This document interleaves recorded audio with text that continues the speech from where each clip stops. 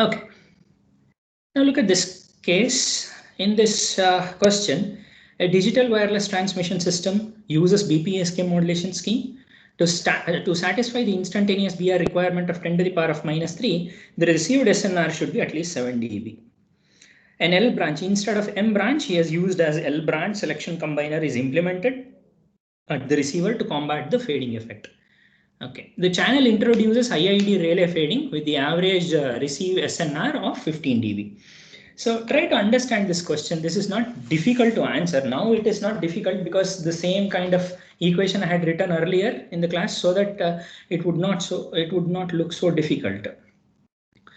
Now what he is saying, what he is saying is BPSK modulation he has instantiated, okay, and he needs a BER of 10 to the power of minus 3. He gives you the value of ABR, that is your bit error rate.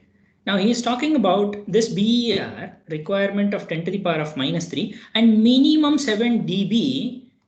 Minimum 7 dB is the requirement. That is, the received SNR should be at least 7 dB for BPSK in order to detect the symbol at a BER of 10 to the power of minus 3. An L branch selection combiner is implemented at the receiver to combat the fading effect. Fine. The channel introduces IID relay fading with the averaged SNR of 15 dB on each antenna branch. Okay. Determine the outage probability. P out, not PE. P out you have to calculate. P out you have to calculate. Now observe this very carefully. What is the BER requirement? You have to see. Though it has nothing to do with this, you have to understand what is the BER requirement. What is the received average SNR? At least what is required? Minimum 7 dB for BPSK it is required to get that satisfied instantaneous BER of 10 to the power of minus 3. On each branch, what is the average received SNR? That is around 15 dB. Now you can calculate. Now it is easy to calculate because he has given you the relay fading environment. SNR shares a common CDF. Now what was that equation that I have used here? Yeah, PM of gamma used. Okay, whatever P sigma of gamma also you can use, not a problem. Okay, it's just you have to understand that. Okay, P out of gamma naught I'll write just to avoid all confusions. Okay, P out of gamma naught, that is equal to 1 minus e to the power of minus gamma by gamma bar. Okay, some textbooks write this as 1 minus e to the power of minus gamma naught with respect to gamma I. Gamma I is the range of values 1, gamma 1, gamma 2, gamma 3, gamma 4 and so on and so forth. This gamma represented by instantaneous value of the SNR at gamma naught, okay, at an individual branch. Both are one and the same. You follow any one, okay, any one you follow. In examinations, please try to write one, any one. Okay, now gamma bar is 15 dB. It's in the 15 dB order. You have to convert it back. 10 to the power of 15 by 10, that becomes 10 to the power of 1.5. 10 to the power of 15 by 10, that is 1.5, that is equal to 31.6. Okay, now you have converted back to the scale. Okay, now what do you mean by the L is equal to 1, 2, 3? Outage probability of L is equal to 1, 2, 3 means you have M branch or L branch diversity you have. What is that? Minimum SNR that is given, gamma, that is minimum SNR gamma is 7 dB. Again, you have to convert it back. 10 to the power of same 7 by 10, something like that. So you'll get something like 5.01, approximately 5 you can take. So what is P out? P out is equal to 1 minus e to the power of minus gamma by gamma bar, that is minus of 5 divided by 31.6, that is equal to 0.146. Similarly, P out, this is for what? This is P out when L is equal to 1, L, M, M, R, anything. Now, what happens next? When L is equal to 2, L is equal to 2, this becomes square here, this term square. So you will have 1 minus e to the power of minus 5 by 31.6 whole square. L is equal to 2, which means you will have a outage probability of 0.0215. Similarly, understand one more point here. Okay. Yeah, I'll write it somewhere here. L is equal to 3. L is equal to 3. 1 minus e to the power of minus 5 by 31.6 whole to the power of 3. That becomes equal to somewhere around 0.0031. What have you observed? you have observed a diminishing value of outage probability, so that if you plot the outage probability versus SNR, for every rise in the value, an order of magnitude is reduced. For every rise in the value of MR or L, an order of magnitude is reduced. So you will get higher, means you will get a better probability of outage for higher values of branches. Means at least from 1 branch to 2 branch, 10 to the power minus 1 to 10 to the power of minus 2 shift will be observed. Means it has better performance also.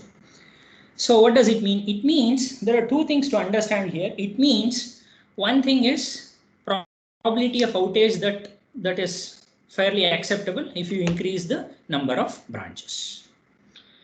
Okay, this is about that problem. Now the same problem, if I change this SNR from 15 dB to say something like minus 3 dB. Remember the question, I don't ask this question in the exam, just for the sake of understanding. If this minus 50 average received SNR of minus 3 dB if you get, minus 3 dB if you get, comment on the output. Just comment on the output. Comment on the output. Now, I have received the channel introduces IID relay fading with average received SNR of minus 3 dB.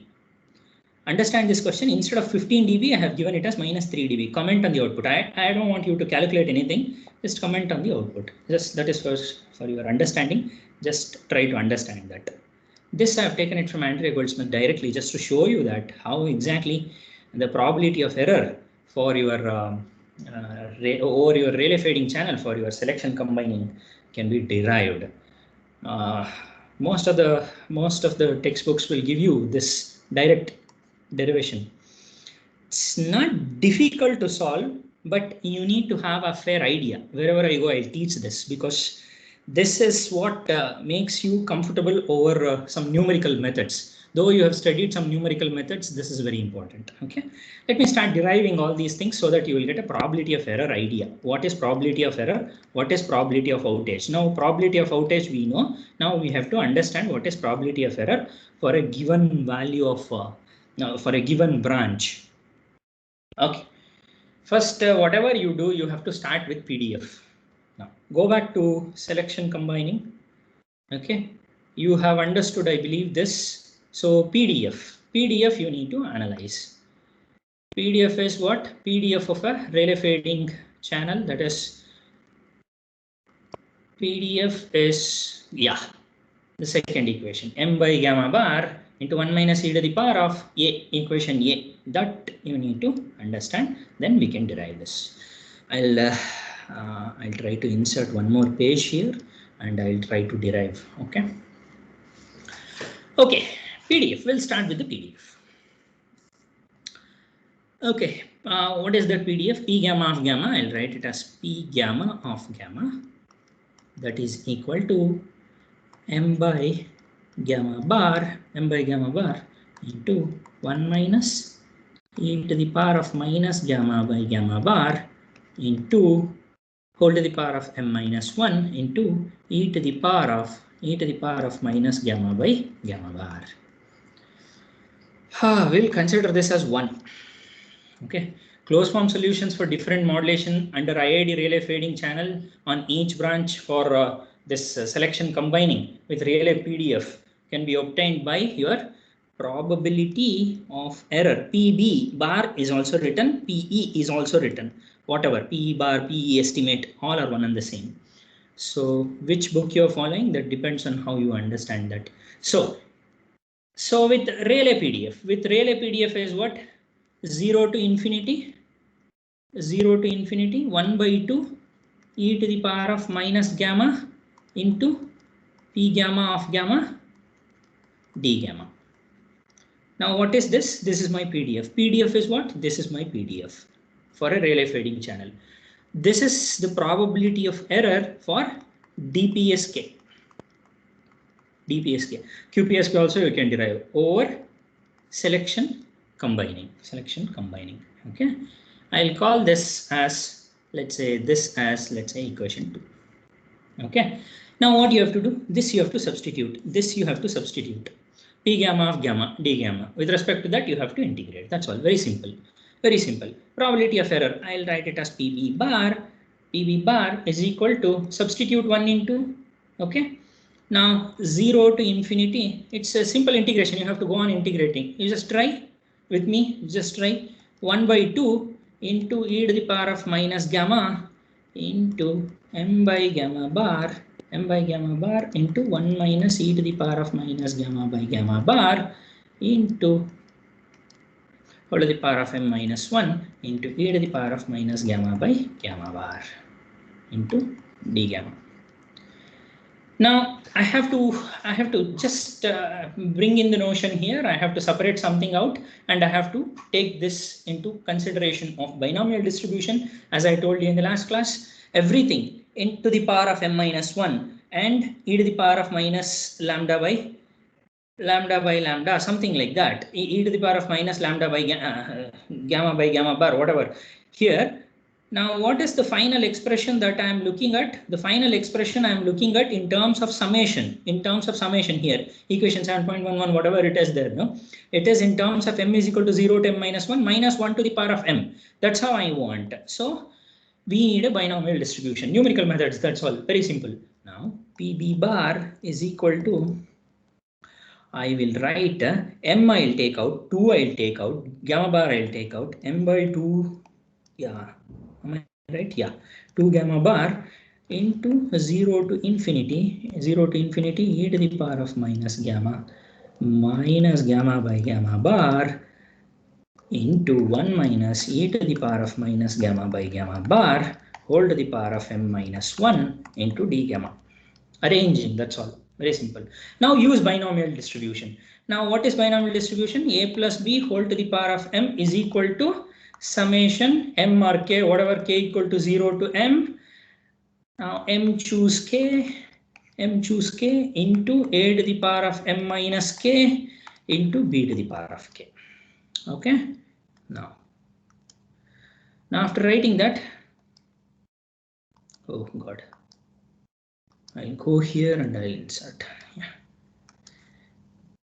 Now here b to the power of k. Now from this, what I have to do is, here, apply the same formula here. How do I apply? Now I have to take this term. Which term? 1 minus e to the power of gamma by gamma bar whole to the power of m minus 1. That term I have to take. Now how do I express the term?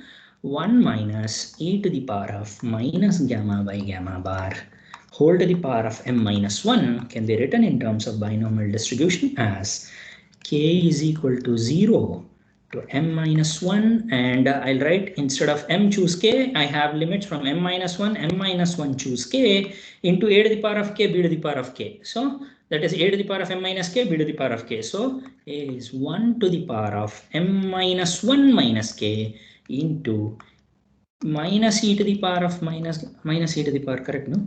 Minus e to the power of minus gamma by gamma bar whole to the power of k. Now that is equal to what? That is equal to k equal to 0 to m minus 1 choose k into minus 1 to the power of k into e to the power of minus k gamma by gamma bar. This is my equation 4. Now this equation 4 is there, no? I have to substitute this into this equation. I'll call this as 3. Okay. Now substitute 4 in 3. What happens if you substitute 4 in 3? P bar is equal to, what is 4? M minus 1 choose k minus 1. This whatever term I have, no, I have to substitute this. Substitute 4 in 3. What I'm left out with? What is 3? 3 is m by 2 gamma. Okay.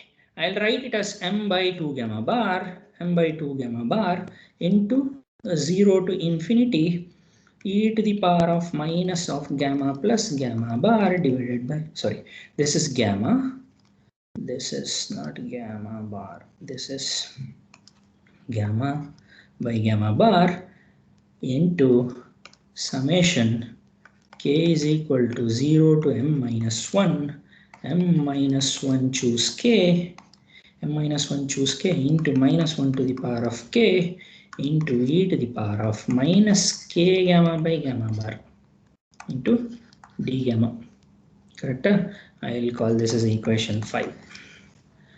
Now what is my PB bar?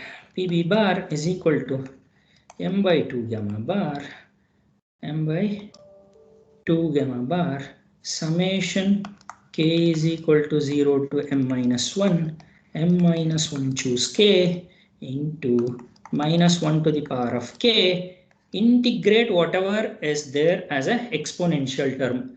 I'll bring all the exponential term to one side, 0 to infinity e to the power of, I'll write minus, I'll take common, and then gamma plus gamma by gamma bar plus k gamma divided by gamma bar, I'll take common into d gamma. You have to understand this equation. If you understand, everything is done, almost done. Insert new page here, and then I'll go with that is equal to what? That is equal to 0 to infinity e to the power of minus gamma plus k plus 1 into gamma divided by gamma bar into into d gamma. Integrate. I will write exponential.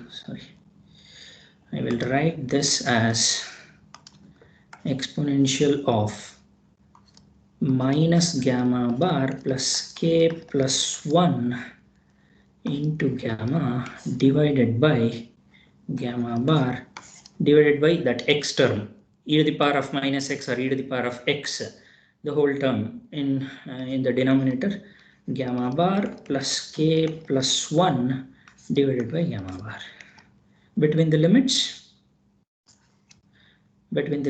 I can write it over here itself. I'll write it over here itself, 0 to infinity. That is equal to what? If you evaluate 0 minus 1, this term will be 0. This term will be minus 1. So you are left out with minus gamma bar plus k plus 1 in the denominator divided by gamma bar.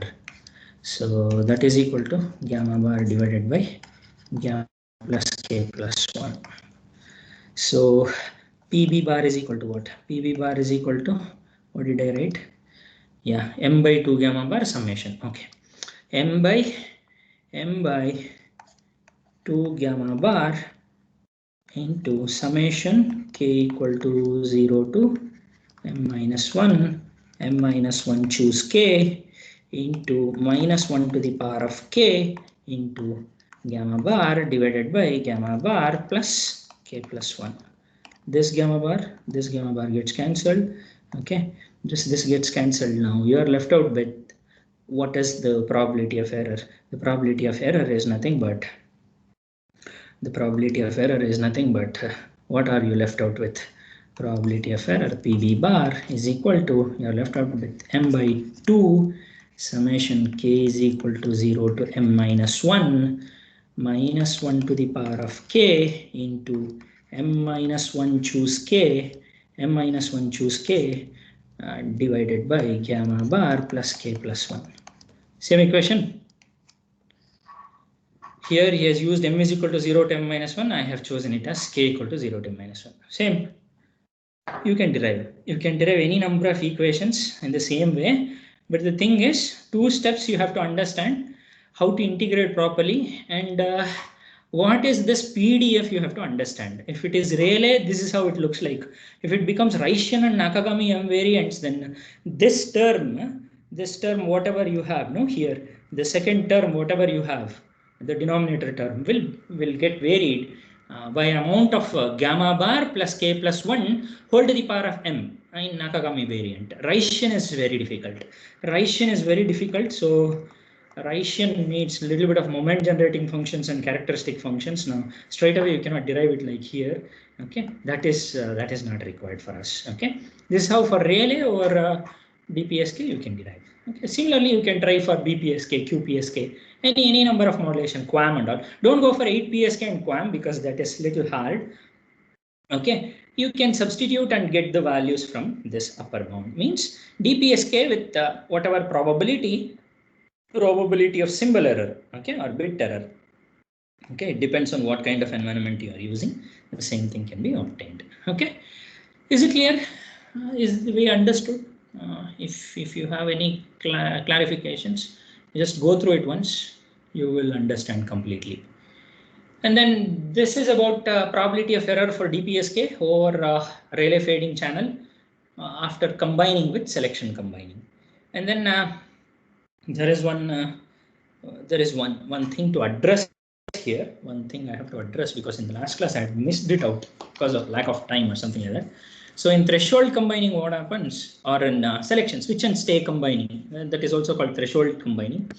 Now, once the branch is chosen, the output, the combiner outputs the signal as long as the SNR stays in the above the threshold value, and that branch remains above the threshold. Okay. Now, if the SNR on the selected branch, suppose if it falls below the threshold value. Now, if it falls below the threshold value like this, then combiner will switch. Now, this is okay. Look at this case. Look at this case. What is happening here? Instead of following with this branch, when the SNR of the two branches, if it is below the threshold value, what is happening? It follows some branch. Instead of following gamma 1, it is following gamma 2 or something like that. Now, how is this possible? It is possible. There are several criteria in the combiner that can be used to determine which branch to switch and what kind of switch, abrupt switch or random switch. Generally, there are two kinds of operation. One is a random switch, random switching. Random switching,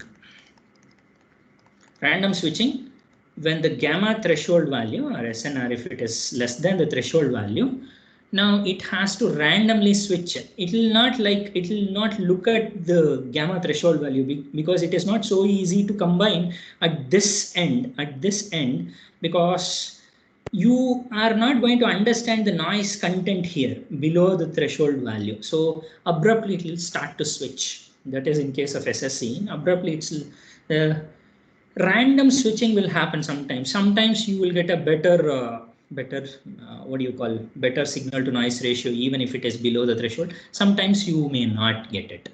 So as long as gamma threshold value, the variant, if it is above, then obviously it will choose the better branch so that it will start to switch.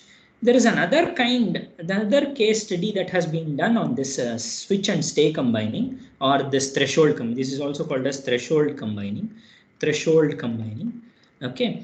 Threshold and examine. Threshold and examine combining is what I had discussed earlier. Okay. Threshold and here, threshold and threshold and examine. Threshold and examine means whatever maximum possible SNR, whatever it is, whether it is below or whether it is above, it'll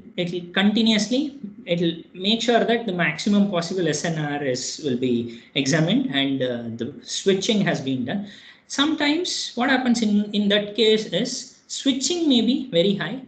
So the probability of error or the probability of outage, what you can expect in those situations, the performance of this SSC under this type of fading affects the fading correlation, affects the fading performance. In particular, most of the times the performance will be in between no diversity case and the selection combining. It will not be better than selection combining, but it will be in between no diversity and the selection combining. So if you want for SSC combining also, there are probability of outage and outage probability associated with given gamma naught can be expressed. I'll try to write that. So from the CDF, that is your CDF is gamma sigma or gamma whatever, P of gamma bar, whatever you want to write it, you write it. So the CDF of gamma sigma will depend on this will completely depend on gamma T value. The CDF is completely dependent on this value, okay? And the CDF of what? And the CDF of all the other values. You can call it as I, gamma I. So the distribution P gamma I of gamma of the individual branch SNRs, if you want to write, individual SNRs if you want to write. You can write it in terms of P gamma sigma of gamma is equal to what is the probability that P gamma 1, if it is a 2 branch with respect to the gamma threshold value, and it is the product of 2 individual PDFs that you have studied, simple. Only if gamma is less than gamma threshold. If gamma is greater than gamma threshold, what happens? If gamma is greater than gamma threshold, then you have to identify gamma 2 first. What is that gamma 2?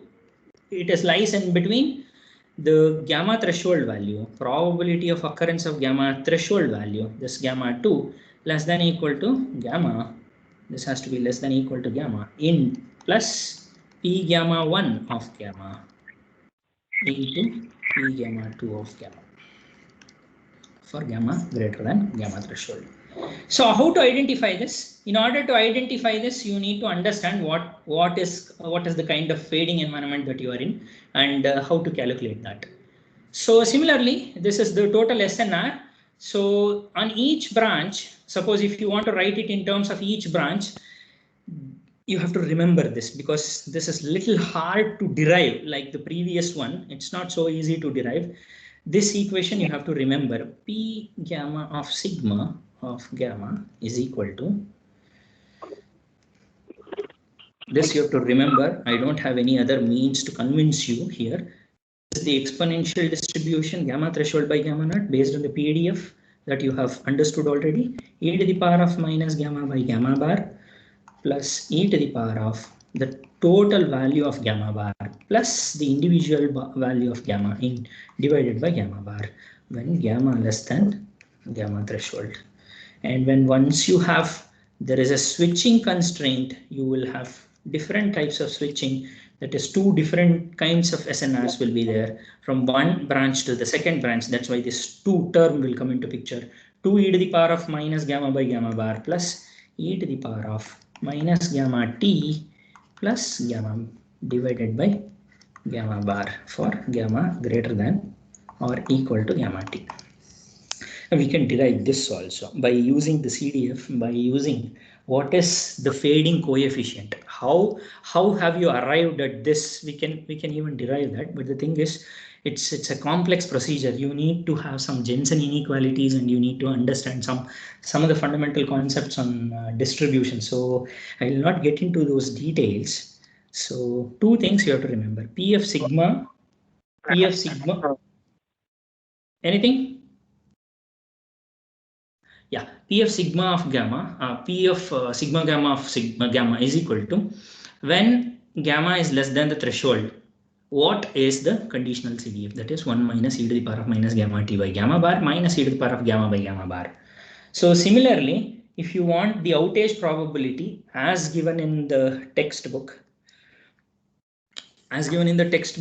probability of outage for switch and stay combining is equal to the overall value, that is your outage probability associated with gamma naught, can be written as P gamma sigma of gamma naught is equal to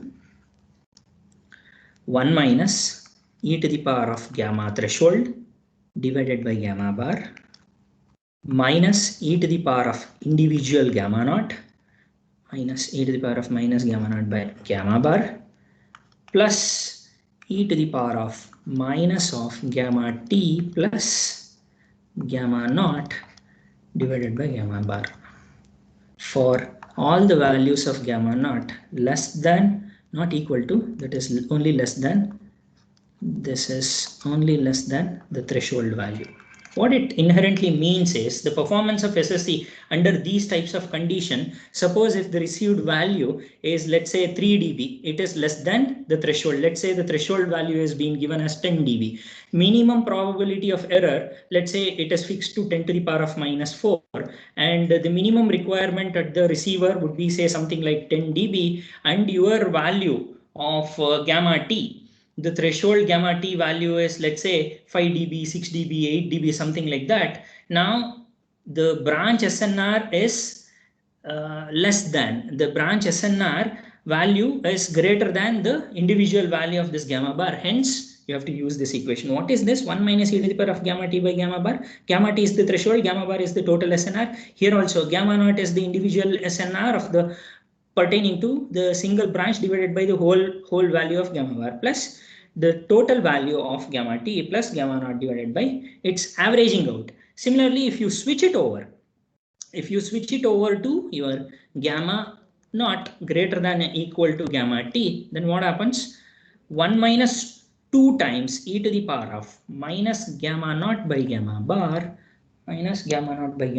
plus e to the power of minus of gamma t, this term, plus gamma naught divided by gamma bar.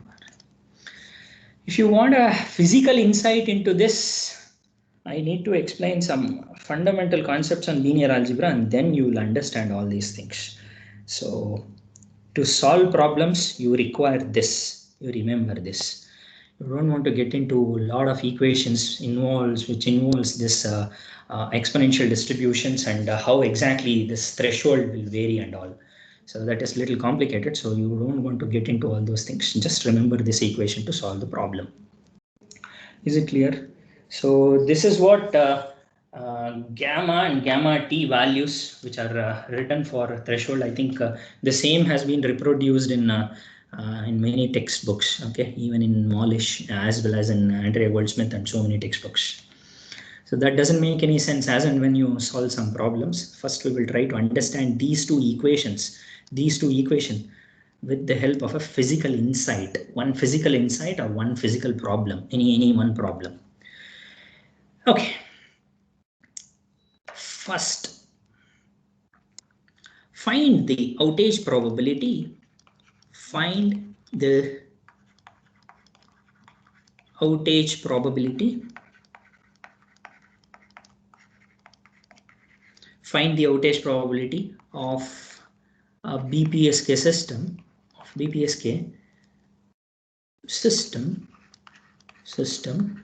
For a given probability of error is equal to 10 to the power of minus 4. This system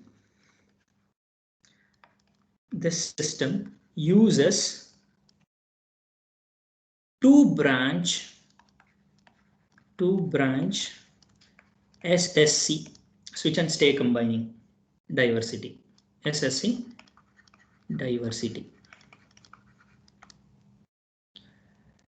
And this system also follows a Rayleigh distribution or Rayleigh fading. IID, Rayleigh fading. Okay. Now on each branch for gamma t, on each branch, what happens for threshold value of gamma t is equal to 5, 7 and 10 dB. We have an average SNR of 15 dB. Gamma bar that is equal to SNR has been given as 15 dB. Okay. Explain how outage probability changes with gamma t. Very important. Explain how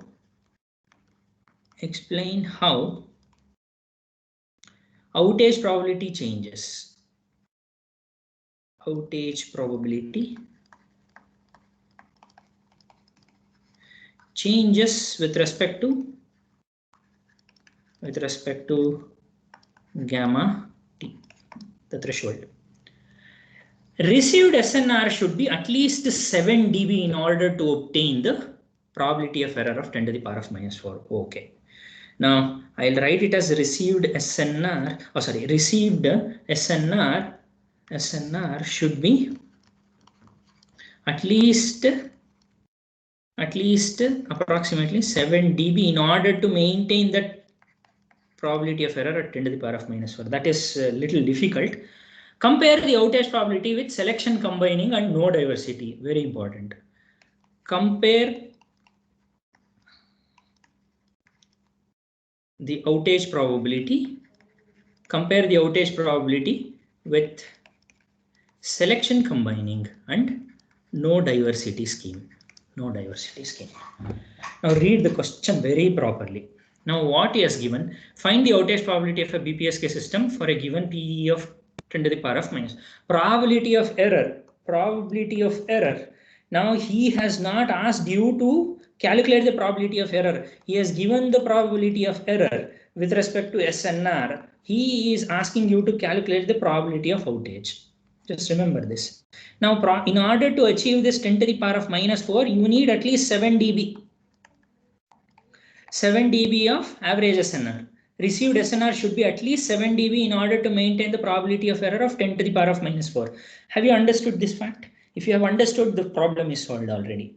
In order to obtain this 10 to the power of minus 4 AVR, you need to have a minimum of 7 dB SNR. That is the received SNR. That is the received SNR should be at least 7 dB. At least 7 dB. So what is your gamma naught? Gamma naught will be 7 dB. One thing is solved. Now read the question once again.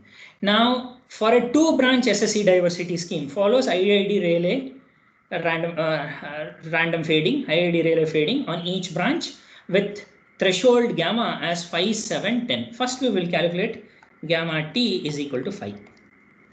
Okay, and then what is the average SNR? What is the average received SNR should be at least 7 dB, and what is the branch average SNR? Gamma naught is 7 dB. Okay, what is the branch average SNR? Branch average SNR is gamma bar. That is what? 15 dB. Everything is there.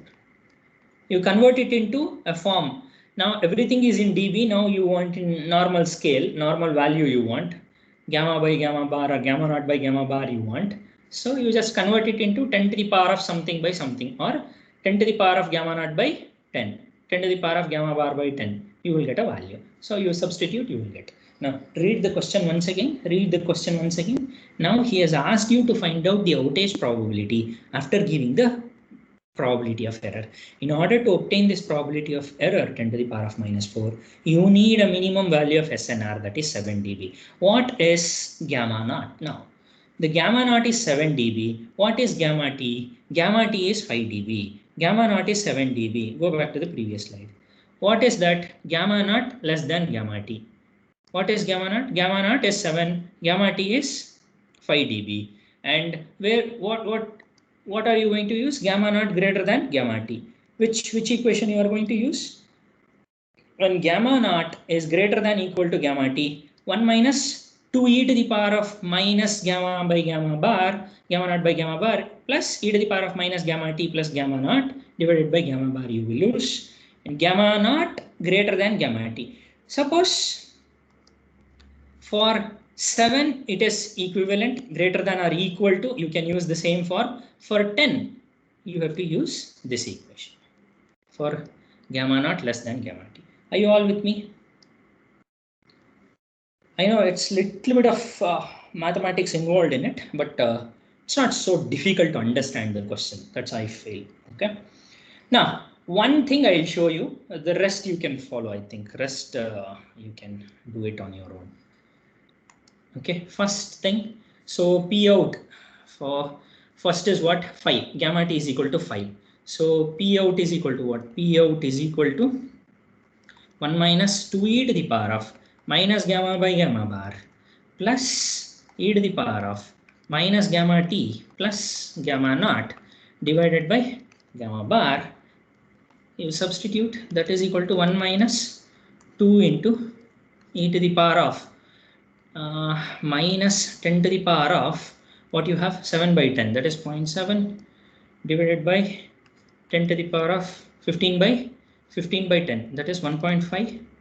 So plus e to the power of minus 10 to the power of 0.5 plus 10 to the power of 15 by 10, 1.5 divided by 10 to the power of 1.5. So if you calculate this, probability of outage will be somewhere around 0.065. So this is for what? This is for gamma naught is equal to 7. Or gamma naught, gamma t is what? Gamma t is 5. Similarly, gamma t, if you take it as 7, for P out, this is 5, I will write. Similarly, P outage of 7, you calculate approximately, in fact, it is equal, not approximately. Okay, 1 minus 2e to the power of 10 by 0.7 by 10 to the power of 1.5 plus 10 to the power of minus 0.7 plus 10 to the power of 1.5. This is approximately around 0.215. So P out for 10, you have to use the first equation. After using the first equation, 1 minus e to the power of minus 10 by e to the power 10 by 10 to the power of 1.5, so on and so forth. You will get 0.0397. 0.0397. See, the outage probability is very small when gamma t is equal to is smaller for gamma t equal to 7 dB than for other two values. So what does it mean? When you have 5, you have 0.065. When probability of outage for 10, it is 0.0397. At gamma t is equal to 10 dB, the threshold is very high. At the last one, the threshold is very high. Threshold is very high. What does it mean? The threshold is high means the active branch will often take the antenna pattern abruptly. It is antenna, even though the switch will happen, the switching will happen even in case of lower SNR value at the negative end. So what does it mean? It means when the threshold is too high, the active branch will often fall below this threshold value, which will cause the combiner to switch to other branch, which is often more compared to this branch. Okay, value of this branch, which is very high in the threshold value, so it will switch. So similarly, the P out for different values that you can calculate, there is also a error equation that is given. So probability of error for this can also be calculated. I will write the closed form solution. I don't want to derive because I will not ask this probability of error in the exam also. I will not ask, but just I'll let you know. I think probability of error for SSC over let's say for DPSK 0 to infinity 1 by 2 e to the power of minus gamma p sigma gamma, p gamma sigma of gamma into d gamma is equal to 1 by 2 into 1 plus gamma bar into 1 minus e to the power of minus gamma t by gamma bar plus e to the power of minus gamma t into e to the power of minus gamma t by gamma bar. I don't want you to derive all these things. You have to remember this equation to solve the problem. This is the closed form symbol error for DPSK after switch and stay combining. Does that make any sense? I don't think so. So until and unless if you understand how exactly this can be derived easily by using binomial expansion, easily. But if I start deriving all those things, no, you will switch off and sleep. So 1 by 2, 1 plus gamma bar into 1 minus e to the power of minus gamma t by gamma bar plus e to the power of minus gamma t into e to the power minus gamma t by gamma bar. You remember this. This is over a Rayleigh fading, closed form solution, closed form result for differential PSK under IID Rayleigh fading on each branch. The average probability or symbol error for DPSK can be derived by using this equation. There is a problem associated with this. Okay, find the average probability of DPSK. Now, it doesn't make any sense by simply substituting all these things. What kind of questions that you can understand or what kind of ideas that you can bring in from this? Let me try to tell you from the beginning now. Now, what have we understood from this? Here, we have understood what is the L branch, as in when the branch increases, what is happening over here? What is happening with the outage probability? Now here, I have derived the equation in the similar lines. You can also derive the probability of error for SC. Okay. Similarly, there is an abrupt shift which happens at the lower SNR value, gamma threshold for threshold combining. That's a random switching. And if you want an outage probability equation for selection, switch and stay combining, these are the equations, very important equations. This you need to remember in order to solve the problems. Okay, now you have understood what is the role of studying this switch and stay combining. What is the role of studying? What is the advantage that you can bring out from understanding this probability of error, from understanding this outage? What is the benefit that you can employ? Now, one practical advantage of using this switch and stay combining is, suppose if the gamma threshold value, if you choose properly, if this is your gamma threshold value, and if you're using switch and stay combining without examining anything, most of the times, 90% of the times, you can avoid this unnecessary switching.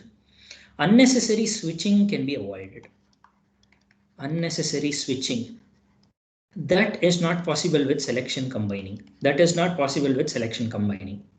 Now, what is the drawback of this? The drawback of this is in the lower part of the SNR, you cannot switch indefinitely. A random switch will happen. You may get a better SNR, which is close to the threshold, or you may get a worst possible SNR, which is very much below the gamma threshold value. That is one disadvantage, this selection switch and stay combining. But what are you avoiding? Unnecessary transients, unnecessary switching from one branch to other branch will be avoided. That is why the insight to this can be drawn something like this. Now this is my BER, not P out. This is my BER. This is my SNR.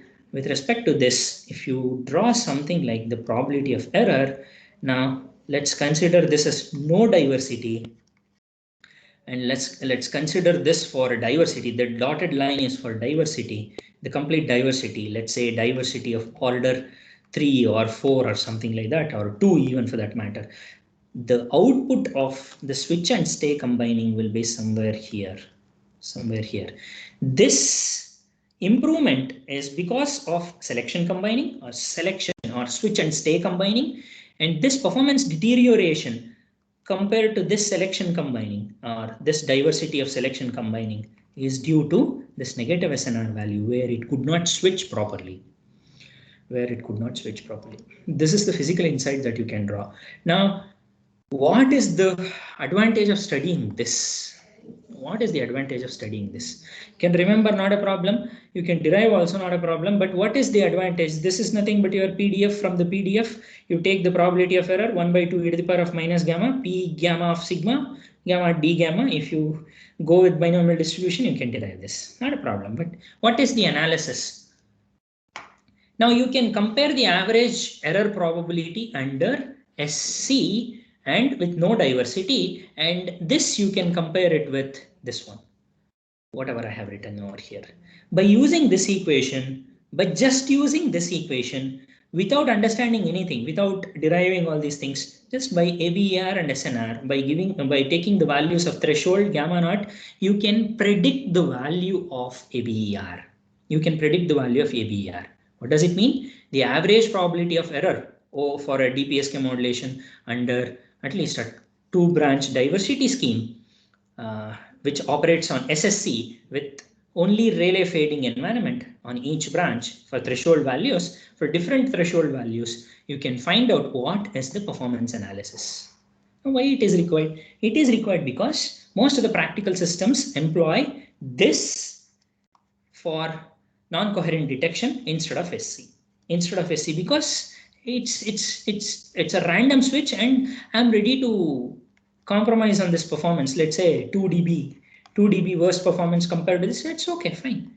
I'll invest some more power over here and I'll go with this. But the switching complexities over SC can be avoided by using this switch and stay combining. There are other modifications to this switch and stay with examination combining, which will give you even better improvement over SSC and approximately equivalent to your SC. 1 dB performance compromise can be done. Those are out of the syllabus, so we'll not discuss all those things. So this is it about switch and stay combining and selection combining method and those probability of error equations. So probability of outage, probability of error. So these are all some of the critical factors that you need to understand with respect to switch and stay combining. So this is what we have understood. Now there is a practical limitation to this also. Now we have understood uncorrelated branches, uncorrelated Rayleigh fading. Okay, this is what we have understood. Now, if the Rayleigh, I will usually it is represented as rho, okay, 0, 0 0.5 and 0 0.9. This is no correlation, this is partial correlation and this is dense correlation. This is dense correlation. Now, what happens in case of dense correlation? Your branch start to mimic. Your branches will start to mimic. Now, if there is a fading component, and if there is correlation in the branches because of channel correlation or because of the transmit correlation, then it becomes impossible to obtain the proper BER at a rho is equal to 0.9, at a value of rho is equal to 0.9. So in that case, whatever you do, until and unless if the system is not coded properly, it is impossible to retrieve or to get a proper BER versus SNR. If your BER is somewhere around 10 dB, in order to achieve a bit rate of 10 to the power of minus 4, in order to achieve this in a correlated fading environment, you may need higher power, let's say 30 dB. So otherwise, you will get a error flow and you will have a plot something like this. You will be clocked at 10 to the power of minus 2 itself. This happens because of correlatedness. How to avoid those correlations, and is there any better argument? Is there a better way of understanding this fact? Yes, you can go with coded technologies like Trellis code. Trellis code, one of the effective and simple coding design that was given by Ungerbock in 1987. Okay, Gottfried Ungerbock, he has worked for about 5-6 years in order to get a Trellis code. This distributes, even in correlated environment, you will get a better performance of approximately 3 dB with hard decision decoding. If you go for soft decision decoding, approximately you will get 7 dB improvement. Instead of getting at 30 dB, you will get it at 23 dB itself. So these are all some of the concepts which they have worked on, and in beyond 5G and all, in 4G and 5G, LDPC and polar codes have been incorporated in order to reduce the effect of spatial correlation. LDPC codes with lesser rates, let's say 0.6 or 0.7 rate, can be incorporated in order to obtain wonderful performance. LDPC and turbo codes have been employed in order to get a better performance. That is one way of looking at this situation. So this is it about selection combining and switch and select combining. Any queries, any clarifications, any conceptual doubts, any mathematical doubts?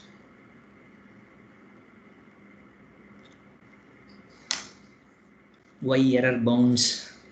Why all these things we have to study? Not such questions, but if you have any queries, you do let me know. Anything binomial distribution you have to understand, then you will understand everything. Okay, I will take 2 minutes break and we'll start with another combining technique which will give much more superior performance compared to selection combining and switch selection combining or threshold combining. Any queries?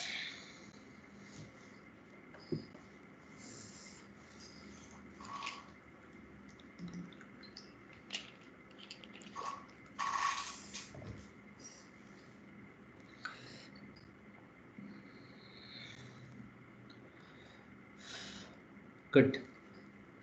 Nobody has understood. Good. But if you don't repeat, if you don't look at the videos properly, you may not be able to understand. That's for sure. Or if you don't read Andrea Goldsmith properly, you don't understand. That is for sure. That is for sure. So go back, work it once again, not the day before the examination or not previous day of the examination. Just go through it once so that you will have a better idea.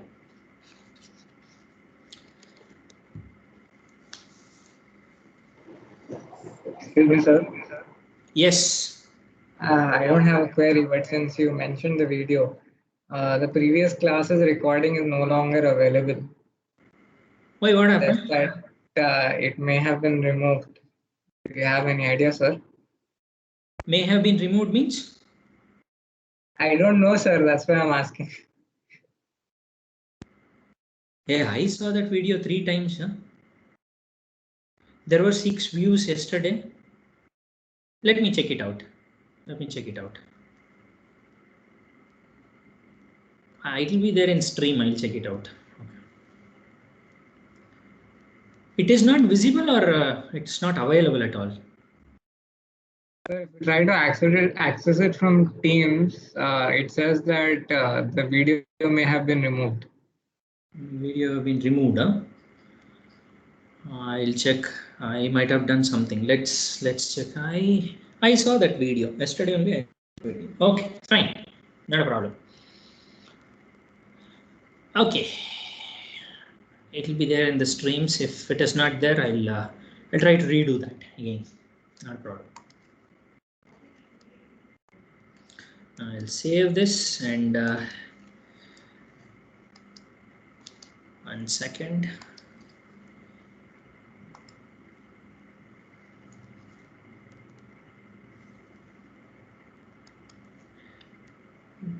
Edit, insert, open.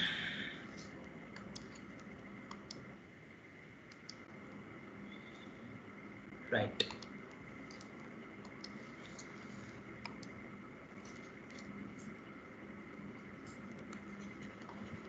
Oh, so it hasn't been uploaded on Streams either. I just checked.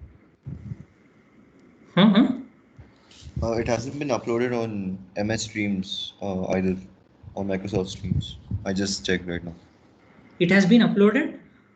No, sir, it hasn't on Streams. It has not been uploaded, huh? Yes, sir. Okay. It only shows 1 and 2. I'll redo it, no problem. I'll redo it. Okay, thanks.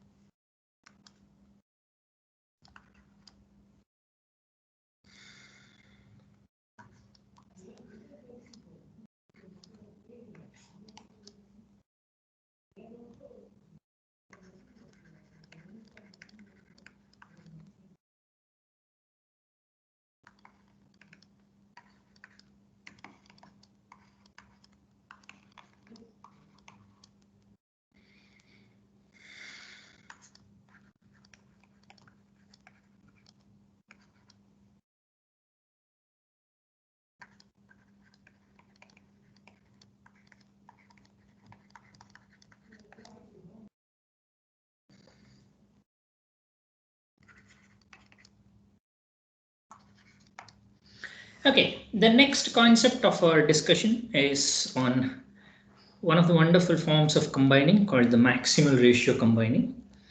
In this combining, the combiner uses all the branches simultaneously. Now, what happens at the receiver is each of the branch signal is weighted with a gain factor. The gain factors or weight factors, alpha 1, alpha 2, alpha 3, that is with a gain factor. Now you cannot use unnecessary values of alpha or any value of alpha. That value of alpha with a gain factor that has to be proportional to its own SNR. And all of the signals are combined to give the resulting signal, that is your Y. Now what does it mean? It means at the receiver, each branch signal is weighted. That is alpha 1, alpha 2, alpha 3, all are taken into consideration. All have been combined with a different gain factor or weight factor to give the resulting signal. Now, a problem with this method is individual signals must have the same phase shift. Individual signals have same phase shift before combining. Otherwise, now if alpha is with a phase shift of 0 and this alpha 2, if it has a phase shift of 90 degree, then it won't work properly. Then it should have a co-phasing before combining. There is one more block that generally books don't discuss. This is required, that is co-phasing. Co-phasing is required here. Co-phasing. Otherwise, there is a problem. Individual signal must have the same phase and phase shift before combining. Otherwise, you cannot combine it properly. You don't get a proper output. If the combining takes place before the detector, the co-phasing is carried out at the RF to IF, at IF conversion, after down conversion.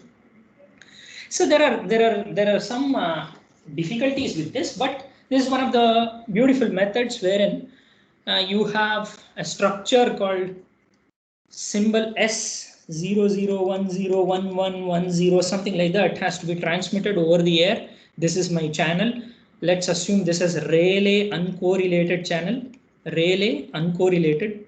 Now, for a Rayleigh uncorrelated channel, I have H1, H2, H3. All are independent and identically distributed with Rayleigh faded, and all are not mimicking their behavior. Means equal fading or equal amount of fading is not happening at the same amount of time.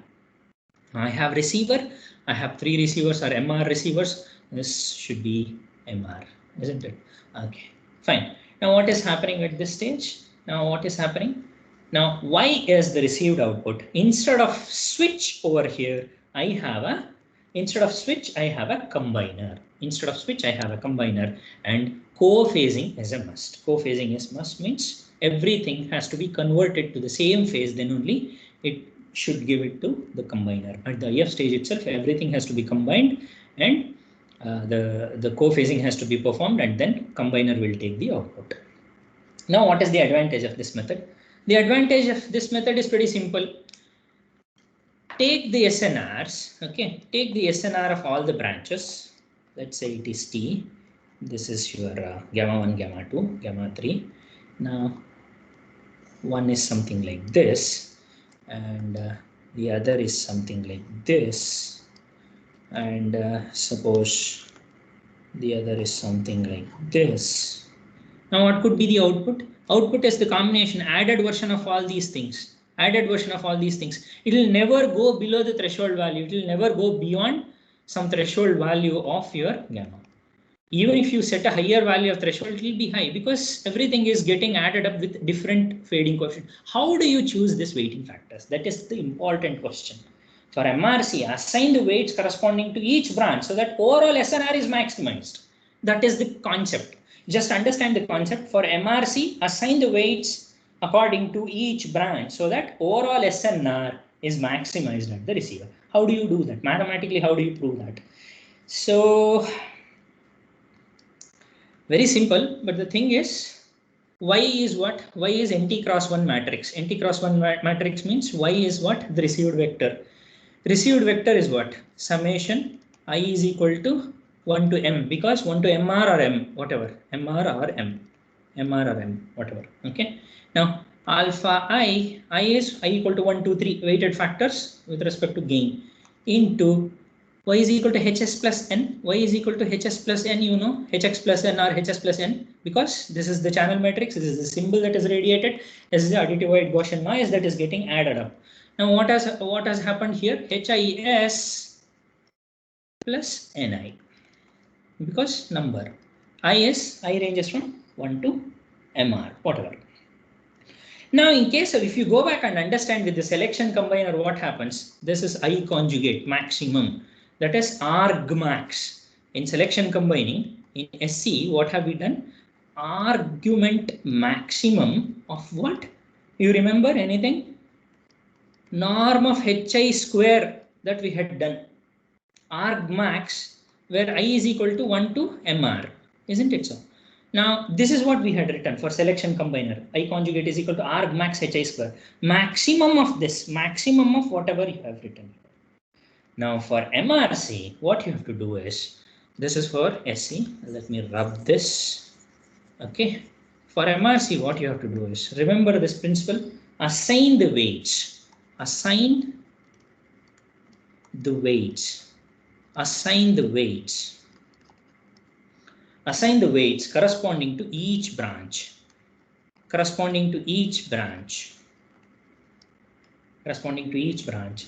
So that overall SNR is maximized. So that overall SNR is maximum. What does it mean? It means alpha I that you are going to have will be HI conjugate. What does it mean? For, this is for your lower order modulation schemes, BPSK and QPSK. In order to calculate the probability of error, this would be sufficient, HI conjugate. Now this won't happen if you increase the order. If you increase the order to 8 or 16 or 256 or something like that, this won't work. Then what you have to do? Then you have to average it out. Alpha I should be written in terms of HI conjugate divided by the overall combination, summation k equal to 0 to mod hk square, or how many number of branches you have, MR branch hk square. K is, because of this, k equal to 0 to something, you can change the order. So if you just average it out over all the branches, then what happens? Automatically SNR at every branch has been optimized. Then the overall SNR at the receiver will be high. How do you write that? In order to write that, y is the received vector, summation I will write, I is equal to 1 to m or mr. Alpha I is the coefficient that you have trained, that is added, that is the gain factor, hi into s. S is the symbol, hi is the channel matrix with respect to h1, h2, h3, so on and so forth, and individual noise component ni. So alpha I is equal to hi conjugate. Now, if you consider this alpha I is equal to hi conjugate, then you have to separate it out. Now, in the previous slide, what I had written for lower order modulation schemes, alpha I is equal to hi conjugate. In order to do that, summation I is equal to 1 to m hi square, the norm, into s plus summation, let's say I is equal to 1 to m hi conjugate with respect to the noise term. So what happens there? Y is equal to s into summation I is equal to 1 to m hi square, hi mod square, plus summation I is equal to 1 to m hi conjugate into n. What does it mean? It means at the receiver we are getting sum of all the coefficients of the channel square. Each channel is getting weighed. Means in order to add the signal, that is S, in order to add the signal, we are weighting S by a factor, weighting S by a factor S by the corresponding signal strength by the channel. Now, if you make this as 1, what happens? It becomes what? Selection combining. In selection combining, it is the only one branch which takes care of the SNR. If the SNR goes below, then automatically it will switch to the next branch. In selection combining, there is only one branch. Now here, additional terms are corresponding to the channel strength. Now, in order to add the signal, You have to weigh S by the corresponding signal strength. What is that corresponding signal strength? The corresponding signal strength is H into S, H2 into S, H3 into S, HNR into S. Now, once if you start to do this, what happens is the maximal ratio. Now, simple implications I'll show you. Now you have, let's say, shifted QPSK or offset QPSK. This is 1 plus J. This is 1 minus J. This is minus 1 minus J. Minus 1 plus J, something like that. I think I've written ulta. Okay, minus 1 plus J. Let's assume these are the constellation points. Now, with respect to H, this 1 plus J will shift. Because of the noise content, the symbol that has been radiated here, might shift to this location, or to somewhere here, out of bound location. Now, the distance corresponding to this point, what is the minimum distance between this point to this point, this point to this point, or from this point to this point, you have to understand. The minimum distance will be decoded. That is next, I'll tell you how it can be done. Now, what I'm planning to say here is H1, or at the receiver, we are getting sum of all the coefficients of the channel square. That is, each channel is getting weighed. Now, each channel is getting weighed with respect to channel matrix, that is H.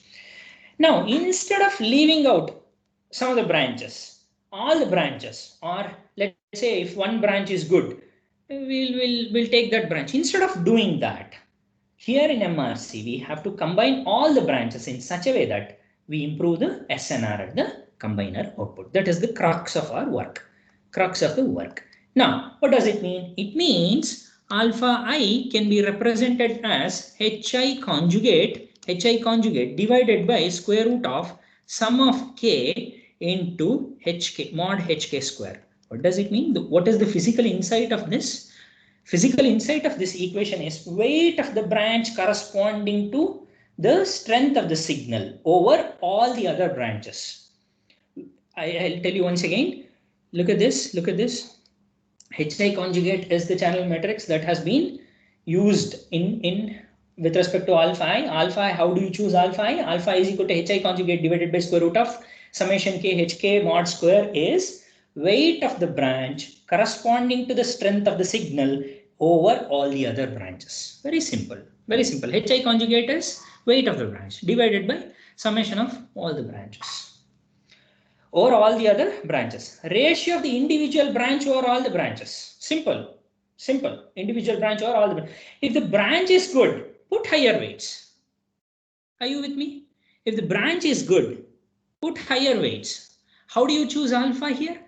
I'm not talking about the co-phasing here. I'm talking about how do you choose alpha 1, alpha 2, alpha 3, and so on and so forth. If the branch has a signal strength, lower signal strength, put some value for that. It is like, I should not be giving you this example, I'll give you, but just remember. Now, how to choose all these things? Now, if somebody scores less, put some less marks. That's all. Very simple. Alpha 1, alpha 2, alpha 3. How it is graded properly? How it is graded properly means if SNR is good because of HI conjugate, and if your receiving signal strength is good, put higher weights. You take it first so that you can combine with respect to the average SNR at all the branches. You're not leaving out anything. If the branch is good, put higher weights. That's all. That the branch, and if branch is faded, then weights are substantially less. Are you all with me? Try to understand this concept. Ratio of the individual branch over all the branches is HI conjugate divided by square root of summation KH mod square. That is, if the branch is good, put higher weights to that branch. Otherwise, if the branch is faded because of the noise or because of the fading effect or because of shadowing, something like that, then substantially put lower weights so that sort according to the increasing order of the weights or decreasing order of the weights based on the receiver that you are going to have. Now, what is the advantage of doing this? The advantage would be the probability of error of good branch is very good, isn't it so?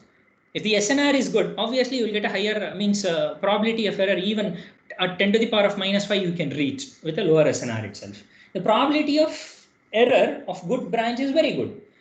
But you are not sure about the other probability of errors for the lower weights because the lower weights also depends on the faded branch. I think all of you have to understand this. let's say H3 or HMR has a lower weight. Let's say alpha 3 has a lower weight. You're not leaving that branch. You are still combining that. Let's say alpha 2 has a highest value.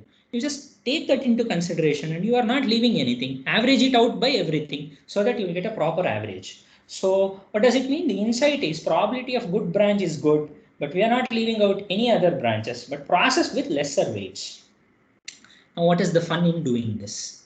You have understood already. Hi conjugate is square root of summation hk square, so that you will get a higher value of SNR, which is always above the threshold value. Now, how do you calculate that? It is with respect to the expectation. SNR is equal to expectation of signal square divided by expectation of noise square. Remember the linear algebra concepts, expectation of signal square by noise square, that is nothing but your expectation of hi square divided by h conjugate square. So summation, expectation of signal square is nothing but your, it is not E, I will write it as summation hi square, okay, expectation of this s square divided by summation of hi conjugate square, hi conjugate square. Kronecker model, if you use expectation of hi into hk, that is expectation of summation, let's write it as hi conjugate into ni with respect to the noise into summation k into hk into ni conjugate. So SNR will be what? SNR will be expectation of s square divided by expectation of noise square, expectation of signal square divided by expectation of noise square into summation I is equal to 1 to m or 1 to mr into hi square. It makes some sense. After explaining that, it makes some sense. What is this? I is equal to 1 to m hi square. It is there. It's averaged out with respect to the individual signal strength. Now, what does it mean? It means you have a higher SNR value. How to calculate that higher SNR value? How do you write that? Now, if you want to write that, you can write gamma threshold or gamma sigma, whatever, gamma sigma or gamma m or gamma sigma m or gamma sigma, whatever. So I will write it as simple gamma only, that is equal to expectation of s square. This will give you a better insight. Expectation of noise component n square plus okay n square into mod h1 square plus expectation of signal 2. This is signal 1, noise 1, signal 2 square divided by expectation of n2 into mod of h2 square. So on and so forth up to mr. That is expectation of s square divided by expectation of noise term with respect to mod of HMR square. That is nothing but gamma m or gamma sufficient value of gamma, that is equal to summation I is equal to 1 to m or mr gamma individual value. Now, how does it look like? If you observe carefully, this is h1, h2, h3, h4, h so on and so forth. That is your hi. S E of s square divided by E of expectation of n square, I equal to 1 to m hi square. Now, what do you infer? You can infer this. Have you studied chi-square distribution? Chi-square distribution. This looks like, and this follows the principle of chi-square distributed with 2 degrees of freedom. If MR branches you have, expected value of gamma sigma bar with variance with the mean of m gamma bar and variance of 2m gamma bar, MR is equal to m. So you will have 2m degrees of freedom, 2m degrees of freedom. So if you have not studied the properties of PDF, CDF, characteristic function, moment generating function, and the distributions pertaining to chi-square distribution or so on and so forth, you don't feel like what is the 2n degrees of freedom. Okay, if you have not understood, you just do let me know. I can take another class on what is that chi-square distribution and so on and so probability of Gamma sigma, how do you write? Gamma sigma of gamma is equal to gamma m to the power of m minus 1 into e to the power of minus gamma m divided by gamma bar whole to the divided by gamma m divided by m minus 1 factorial. For gamma m greater than 0, the average SNR of each branch can be expected by E of expectation of gamma 1, that is equal to gamma bar, expectation of gamma 2, that is equal to gamma bar, expectation of gamma 3, so on and so forth. So what do you infer from this? Gamma m is equal to m into gamma bar. Gamma m is equal to m into gamma bar. This is for MRC. This is for MRC. What is for selection combining? Selection combining, it is gamma m or gamma sigma of gamma, that is equal to gamma of summation I is equal to 1 to m 1 by I. Now look at the difference. Here you have summation 1 plus 1 by 2 plus 1 by 3, so on and so forth. Here gamma m is equal to m into gamma bar. Combined SNR. Combined SNR. SNR, what it gives? SNR is equal to m into gamma bar. M into gamma bar. If you have 2 branch, 2 into gamma bar. If you have 10 branches, 10 into gamma bar. So SNR will be very high all the time. Comparing with this with selection combining, what we have? We have a linear improvement or a linear increase in the value of SNR in MRC compared with your selection combining. That's why it is the best possible combining that one can ever have. So now if you have not studied the 2m degrees of freedom, to obtain that distribution, we take the product of exponential moment generating functions or characteristic function, assuming IID Rayleigh fading, assuming Rayleigh IID fading of each channel with respect to the SNR gamma bar, and then it has been distributed with chi-square distribution with 2m degrees of freedom. I hope you have not understood that. If you have not understood that, quickly I can give you an example of how exactly the chi-square distribution looks like. System under transformation, have you studied? Have you studied that systems under transformation in digital communication? I think you might have studied system under transformation. This is aside, okay? We don't have to record this. Let's see, okay? If you have not understood that chi-square distribution, just to understand that concept, let's take random variables. Let's consider 2 independent random variables, x and y. Okay. Now, I have another random variable z, which says x square plus y square. X square plus y square.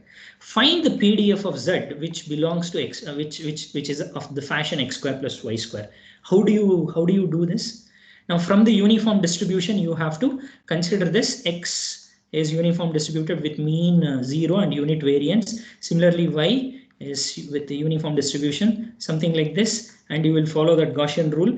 Fx of x is equal to 1 by square root of 2 pi sigma square. Okay, into e to the power of minus x square by 2 sigma square. This is how you write it. Just try to remember this. Fy of y is equal to 1 by 2 sigma square, square root of 2 pi sigma square. Gaussian distribution, very simple. E to the power minus y square divided by 2 sigma square. Okay. Now, if it is invertible, you have one thing. If it is not invertible, that is one thing. So z square is equal to x square plus y square. For non-invertible system, you have to calculate how exactly it looks like. So after a lot of integration of about 2 to 3 pages, you can calculate fz of z. Okay, fz of z. That will be something like, if I remember properly, that will be something like 2 sigma square into, it will be an exponential distribution with minus z divided by 2 sigma square, sorry, 2 sigma square. So 0 less than equal to z less than infinity. So this will be in this fashion. This is called chi-square distribution. Chi-square distribution, specifically chi-square random variable. You can call this as a chi-square random variable. This is something represented in this fashion. Z is equal to x square plus y square. If you want to find the PDF of Z, which is of the form x square plus y square, where x and y are independent random variables, and if they are normally distributed with unit mean 0 and variance sigma square, and if you can find out, you will get it in this fashion. So this is chi-square distribution. This is chi-square distribution with 2 degrees of freedom. 2 degrees of freedom. Similarly, if you go back to this, you have this here with 2m degrees of freedom. 2m degrees of freedom. It is nothing but, what do you mean by 2m degrees of freedom? It is of the same fashion. It's of the same fashion. Now, if you compare that, the 2m degrees of freedom means what? E expectation of s square divided by expectation of noise square into h1 square with 2 degrees of freedom. Since you have MR branches, you have, if you look at this, you have M branches. So instead of 2 degrees of freedom with respect to this, you have 2m degrees of freedom because you have M number of branches. That's what I mean.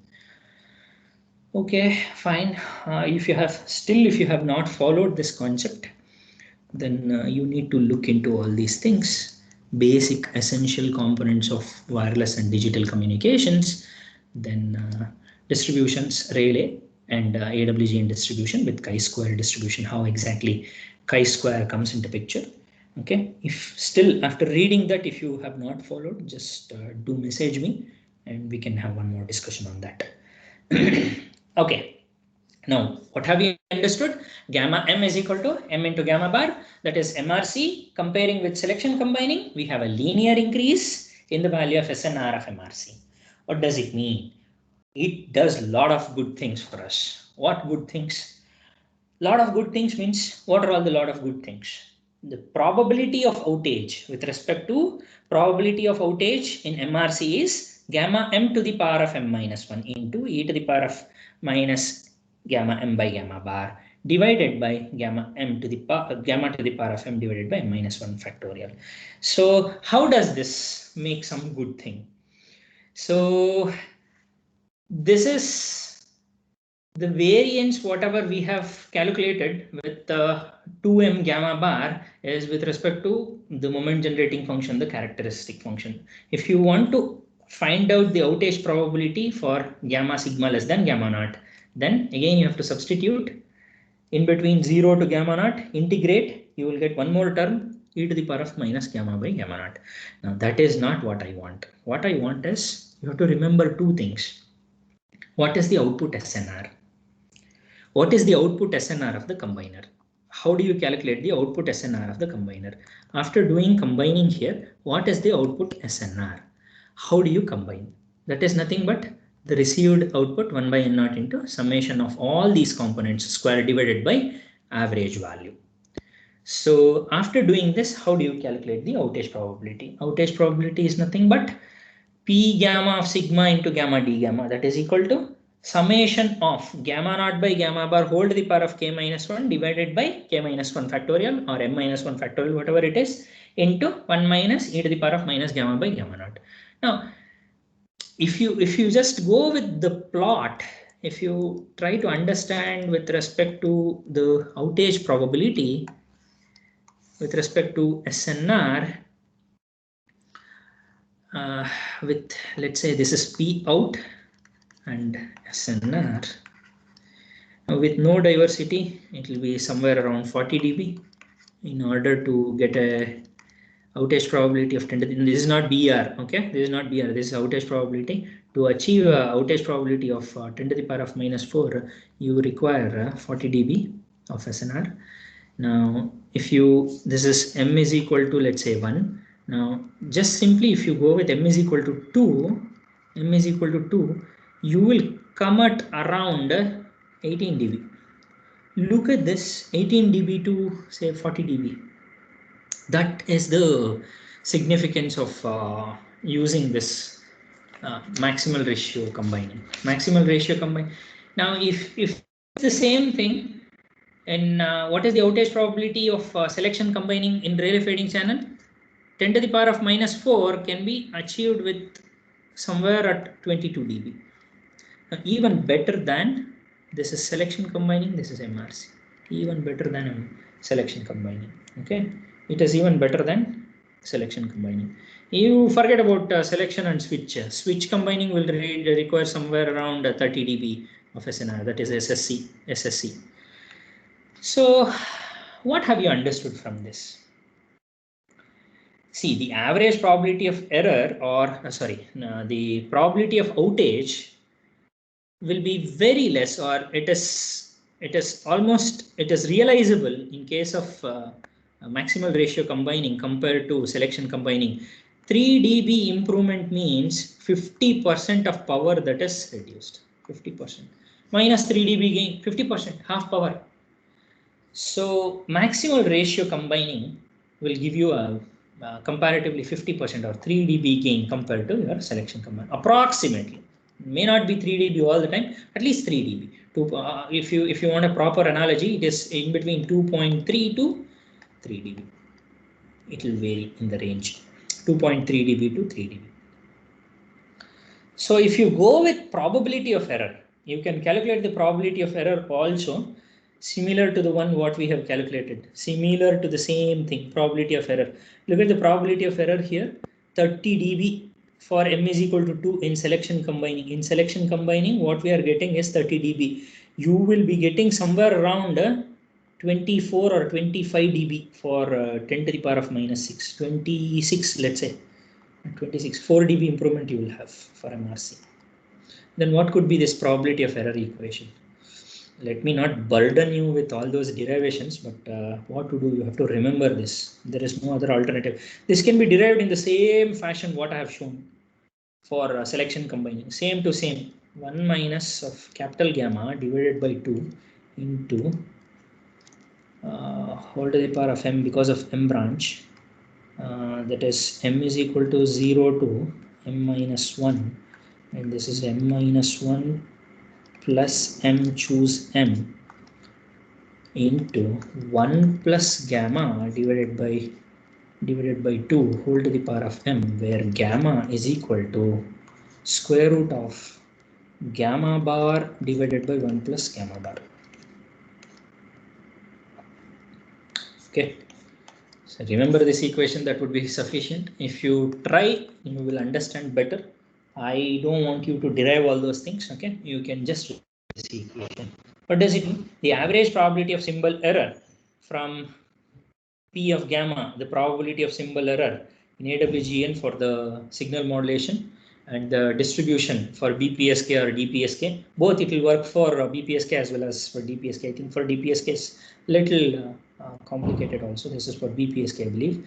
With IID relay fading, you will get this equation. So what is the drawback of this system?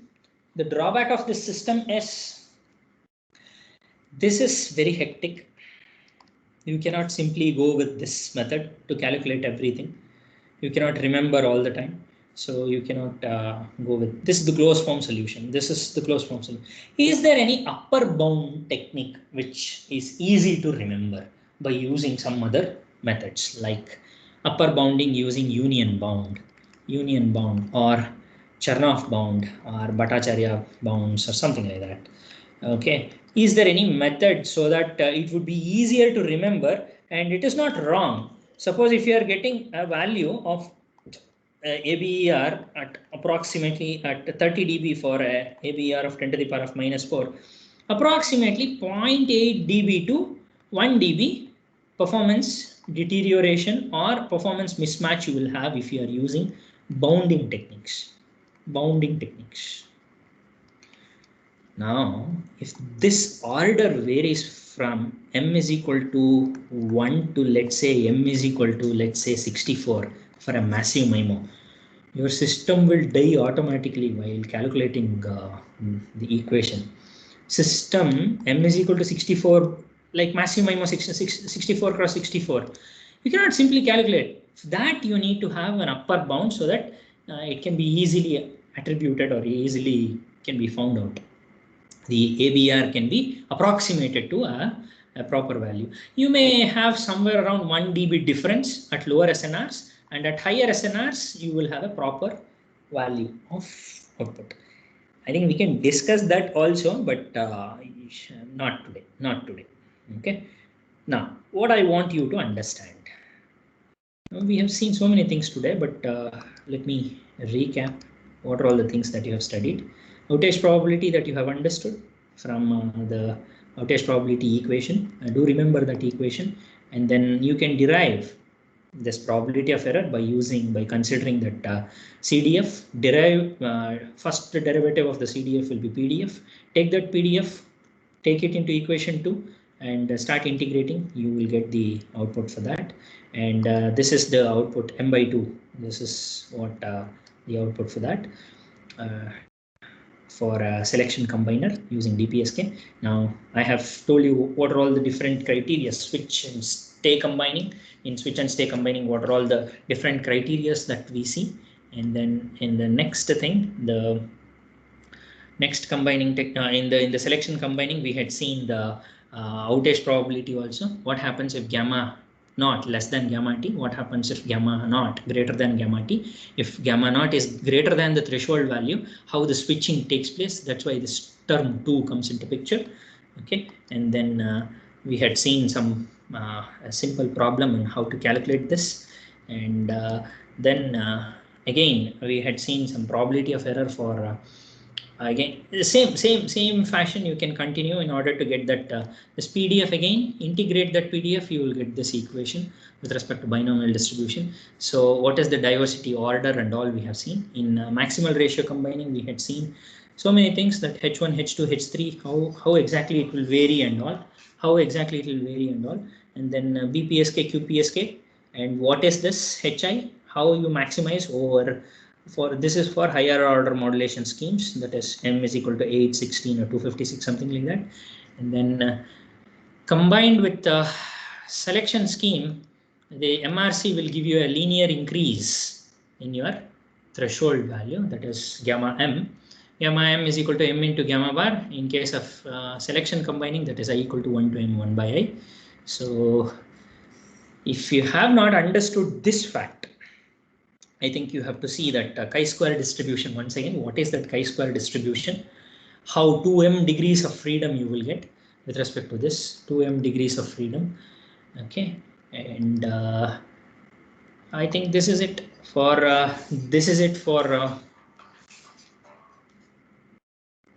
today's class. I know there are a lot of issues to be discussed. If you have any queries, you do let me know. I can clarify,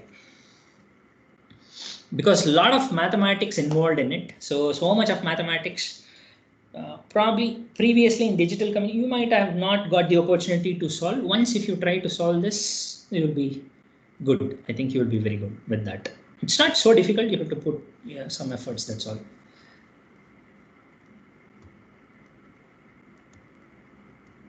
Any question?